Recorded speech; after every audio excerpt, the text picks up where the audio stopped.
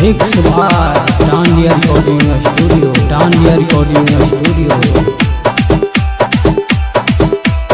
गलत बात आगे कल जुग देखा हो भैया, कैसन समैया हो। आगे कल जुग देखा हो भैया, कैसन समैया हो। मौसी से शादी रचल कई बेटवा, ओकरे बनल कई कन्हैया हो। मौसी से शादी रचल कई बेटा, ओकरे बनल कई कन्हैया हो। गलत बात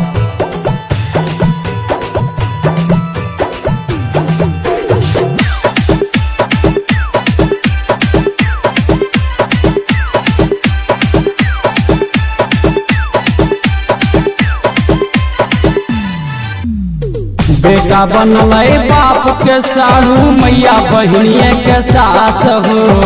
बेटा बनल बाप के साढ़ू, मैया बहनिए के सास हो। गलत बात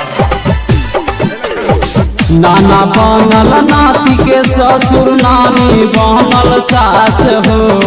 नाना बनल नाती के ससुर, नानी बनल सास हो। नाना बनल ससुर हो, बाप के बनल साढ़ू हो। मामू घर ससुरार हो, मामू घर ससुरार हो। मौसी से शादी रचल कई बेटा, ओकरे बनल कई कन्हैया हो। मौसी से शादी रचल कई बेटवा, ओकरे बनल कई कन्हैया हो। गलत बात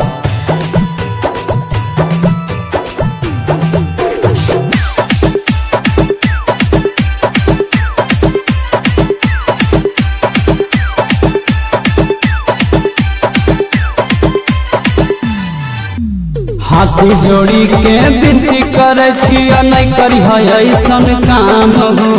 हाथी जोड़ी के विनती करे छिया, नहीं करी ऐसन काम हो। यही बात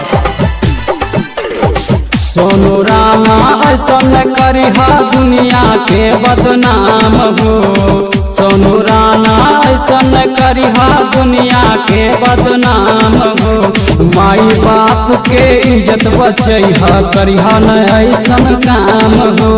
माई बाप के इज्जत बचैहा, करिहा न ऐसन काम हो। मौसी से शादी रचल कई बेटा, ओकरे बनल के कन्हैया हो। मौसी से शादी रचल कई बेटवा, ओकरे बनल के कन्हैया हो।